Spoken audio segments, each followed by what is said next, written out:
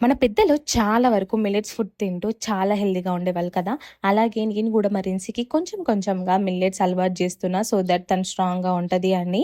అందుకే ఇవాళ మా రిన్సీ కోసం టేస్టీగా రాగి చపాతీ చేస్తున్నా. ఫస్ట్ మనం ఒక కప్‌తో ఎంత రాగి పిండి తీసుకుంటామో అదే కప్‌తో అంత వాటర్ తీసుకోవాలి. ఎగ్జాంపుల్‌కి ఒక కప్ పిండి అంటే ఒక కప్ వాటర్. ఇప్పుడు ఆ వాటర్‌ని స్టవ్ మీద పెట్టి బాగా బాయిల్ అయ్యాక సాల్ట్, ఆయిల్ అలాగే జల్లించిన రాగి పిండి గూడా మెల్లగా అందులో యాడ్ చేసి వెంటనే ఫ్లేమ్‌లోకి తగ్గించి లంప్స్ రాకుండా కంటిన్యూస్‌గా కలుపుకొని ఇలా ఒక 5 మినిట్స్ పాటు లిడ్ పెట్టేసి కూల్ అయ్యే వరకు వదిలేయాలి.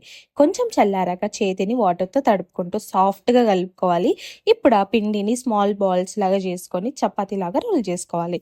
పాన్‌ని ముందు బాగా హీట్ చేసి ఆ తర్వాత చపాతీని పాన్ మీద ఏసి హై ఫ్లేమ్‌లో కాల్చుకోవాలి. ఇలా 2 సైడ్స్ కూడా బాగా కుక్ చేస్తే చాలు మన సింపుల్ హెల్తీ టేస్టీ రాగి చపాతీ రెడీ. ఇది చాలా న్యూట్రిషియస్ ఎస్పెషల్లీ కిడ్స్‌కి చాలా మంచిది. మీరు కూడా మీ ఇంట్లో ట్రై చేసి మీ పిల్లలకి హెల్తీగా ఇవ్వండి.